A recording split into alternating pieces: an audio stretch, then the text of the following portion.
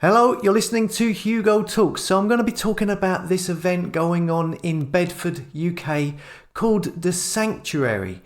Bedworth COVID Memorial Sanctuary, a temple to grief and loss, a temporary memorial to victims of the COVID-19 pandemic has opened, with people being asked to adorn the structure with messages, photographs, and mementos of loved ones who have passed on in that time. The 20-metre, 65-foot work called The Sanctuary will be open for a week at the Miners Welfare Park in Bedford, Warwickshire.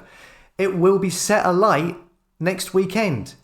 So this is basically a ritual. It's brought to you by the people involved with the Burning Man festivals in the USA.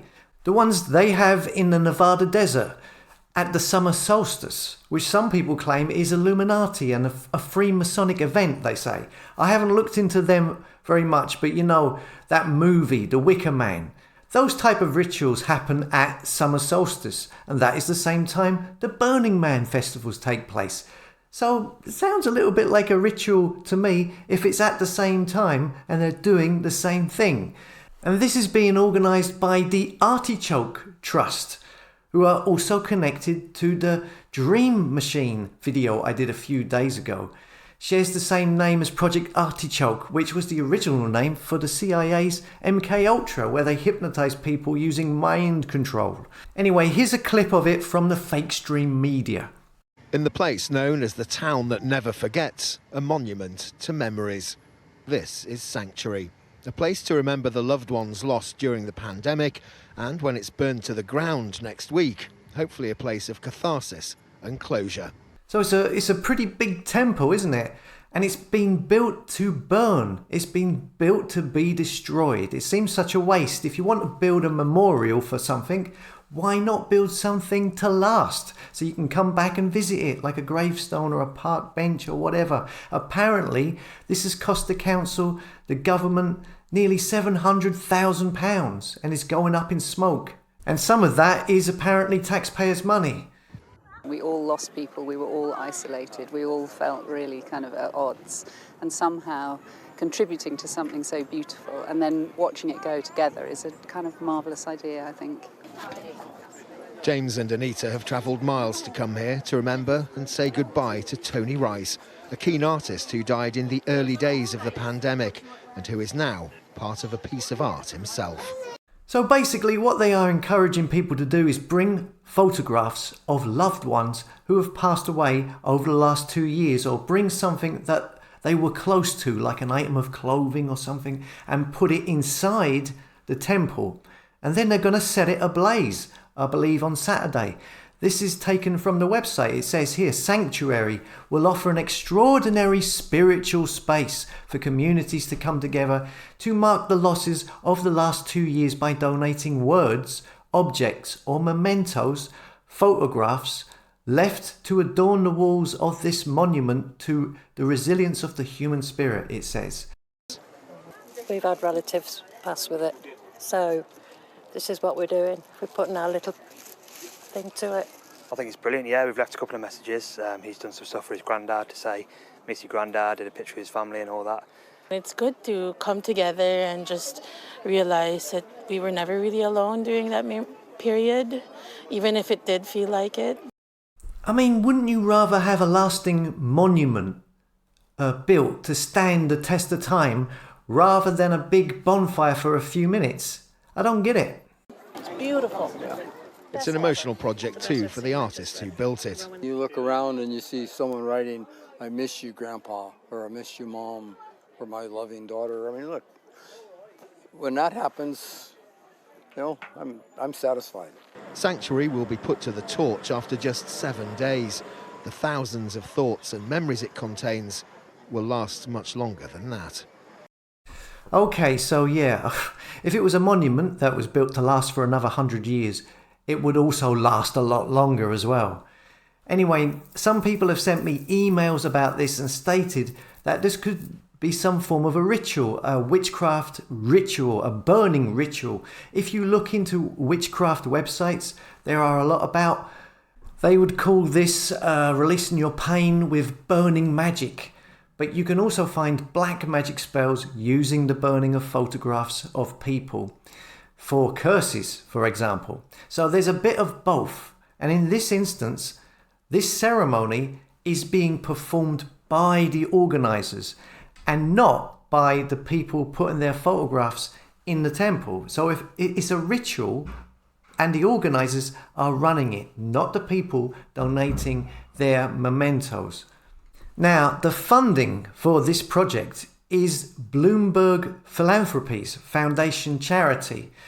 I think some of the money is coming from the government, some of the money is coming from the council, and some of the money is coming from this Bloomberg Philanthropies, which belongs to billionaire Michael Bloomberg, the Jewish media baron, who is also a member of the United Nations Climate Change Special Representatives. He's a member of the World Economic Forum. Now, Bloomberg Philanthropies funding is completely in alignment with all the New World Order organisations and their agendas. And thanks to Heath for collating this information. Bloomberg have given $50 million to Bill and Melinda Gates Foundation, the Global Family Planning Initiative.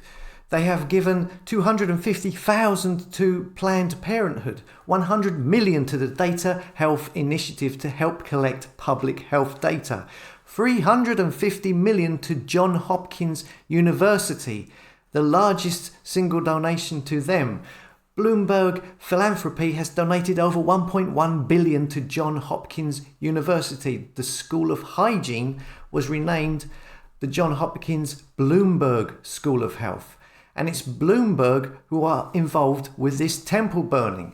Interestingly enough, if we look at one of the directors of Bloomberg Philanthropies, we see Sam Nunn. Sam Nunn is the CEO of Nuclear Threat Initiative, who were in the news yesterday because the company, Nuclear Threat Initiative, ran a tabletop exercise simulating a deadly monkeypox outbreak last year.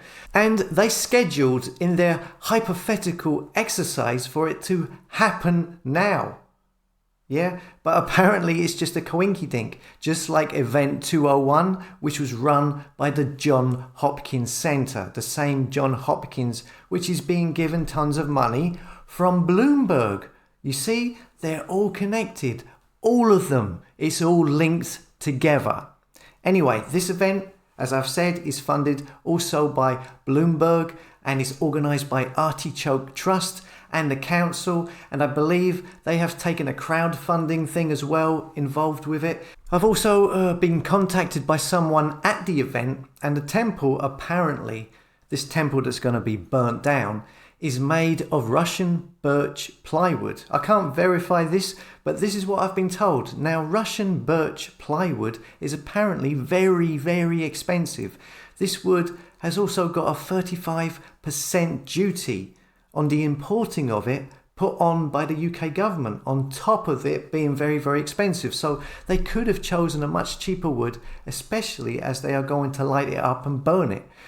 Other things I've been told which I can't verify, someone has said here online, someone just told me the organisers down at the site have been asking the passers-by that are out walking their dogs, wait for it, if they have any dog collars spare from their deceased dogs. Are they trying to harvest souls or something? Seems a bit desperate.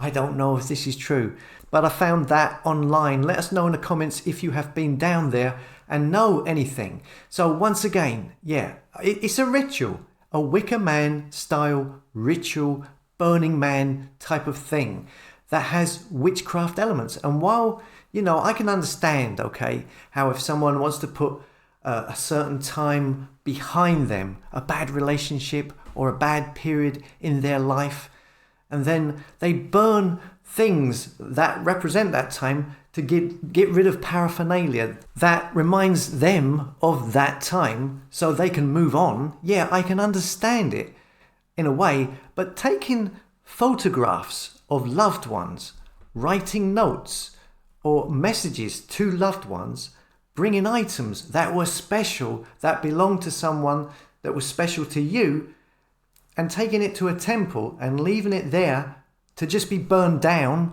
with the temple, why would you do that? Do you want to forget them? Why don't you want to hang on to the photograph or the cherished item that these people once had? And once again, this witchcraft Wicker Man New Age style event is coming to you courtesy of the council, the government, and from Artichoke Trust, who are also connected to the Dream Machine, and they are funded by Bloomberg, who are in bed with the World Economic Forum and the United Nations, and therefore the Lucis Trust, the Luciferians, who are the spiritual foundation of the United Nations. Another event effectively funded by these people. So let me know in the comments what you think. Have you been to the area recently? Have you seen what's going on there? As always, thanks for listening. Come and subscribe to hugotalks.com and I'll see you later.